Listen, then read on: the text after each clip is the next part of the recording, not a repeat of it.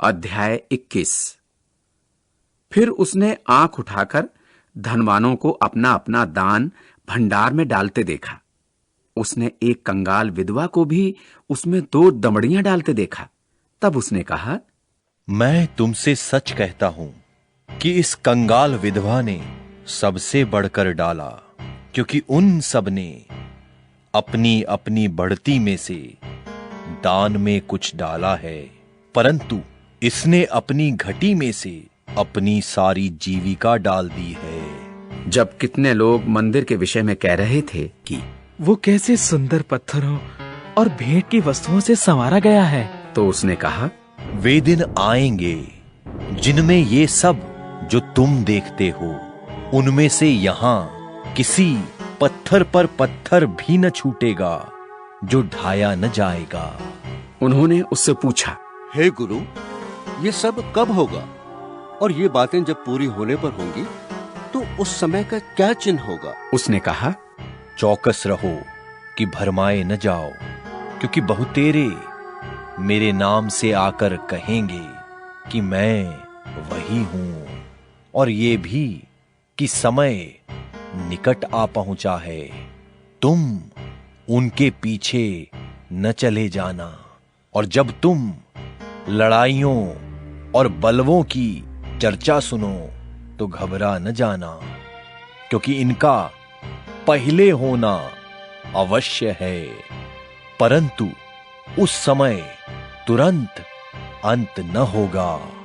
तब उसने उनसे कहा कि जाति पर जाति और राज्य पर राज्य चढ़ाई करेगा, और बड़े बड़े भूमि डोल होंगे, और जगह जगह अकाल और मरियां पड़ेंगी, और आकाश से भयंकर बातें और बड़े बड़े चिन्ह प्रकट होंगे, परंतु इन सब बातों से पहले वे मेरे नाम के कारण तुम्हें पकड़ेंगे और सताएंगे, और पंचायतों में सौंपेंगे, और बंदी गृह में डलवाएंगे, और राजाओं और हाकिमों के सामने ले जाएंगे। पर ये तुम्हारे लिए गवाही देने का अवसर हो जाएगा। इसलिए अपने मन में ठान रखो कि हम पहले से उत्तर देने की चिंता न करेंगे, क्योंकि मैं तुम्हें ऐसा बोल और बुद्धि दूंगा कि तुम्हारे सब विरोधी सामना या खंडन न कर सकेंगे, और तुम्हारे माता पिता और भाई और कुटुंब और मित्र भी तुम्हें पकड़वाएंगे, यहां तक कि तुम में से कितनों को मरवा डालेंगे। और मेरे नाम के कारण सब लोग तुमसे बैर करेंगे, परंतु तुम्हारे सिर का एक बाल भी बांका न होगा। अपने धीरज से तुम अपने प्राणों को बचाए रखोगे। जब तुम यरूशलेम को सेनाओं से घिरा हुआ देखो तो जान लेना कि उसका उजड़ जाना निकट है। तब जो यहूदिया में हों वो पहाड़ों पर भाग जाएं, और जो यरूशलेम के भीतर हों वे बाहर निकल जाएं, और जो गांवों में हों वे उसमें न जाएं, क्योंकि ये पलटा लेने के ऐसे दिन होंगे जिनमें लिखी हुई सब बातें पूरी हो जाएंगी। उन दिनों में जो गर्भवती और दूध पिलाती होंगी उनके लिए हाय हाय, क्योंकि देश में बड़ा क्लेश और इन लोगों पर बड़ी आपत्ति होगी। वे तलवार के कौर हो जाएंगे और सब देशों के लोगों में बंधुए होकर पहुंचाए जाएंगे। और जब तक अन्य जातियों का समय पूरा न हो तब तक यरूशलेम अन्य जातियों से रौंदा जाएगा, और सूरज और चांद और तारों में चिन्ह दिखाई देंगे।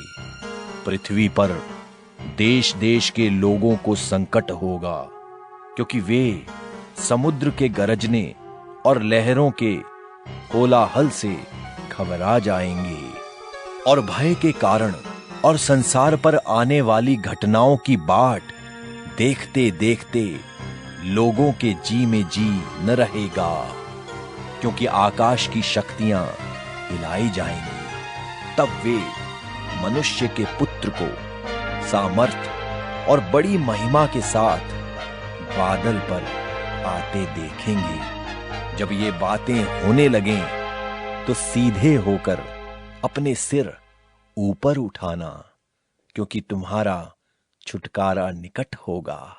उसने उनसे एक दृष्टांत भी कहा कि अंजीर के पेड़ और सब पेड़ों को देखो, ज्यों ही उनकी कोंपलें निकलती हैं तो तुम देखकर आप ही जान लेते हो कि ग्रीष्मकाल निकट है। इसी रीति से जब तुम ये बातें होते देखो तब जान लो कि परमेश्वर का राज्य निकट है। मैं तुमसे सच कहता हूं कि जब तक ये सब बातें न हो लें तब तक इस पीढ़ी का कदापि अंत न होगा। आकाश और पृथ्वी टल जाएंगे, परंतु मेरी बातें कभी न टलेंगी। इसलिए सावधान रहो, ऐसा न हो कि तुम्हारे मन खुमार और मतवालेपन और इस जीवन की चिंताओं से सुस्त हो जाएं और वो दिन तुम पर फंदे की नाई अचानक आ पड़े, क्योंकि वो सारी पृथ्वी के सब रहने वालों पर इसी प्रकार आ पड़ेगा। इसलिए जागते रहो और हर समय प्रार्थना करते रहो कि तुम इन सब आने वाली घटनाओं से बचने और मनुष्य के पुत्र के सामने खड़े होने के योग्य बनो। और वो दिन को मंदिर में उपदेश करता था और रात को बाहर जाकर जैतून नाम पहाड़ पर रहा करता था। और भोर को तड़के सब लोग उसके सुनने के लिए मंदिर में उसके पास आया करते थे।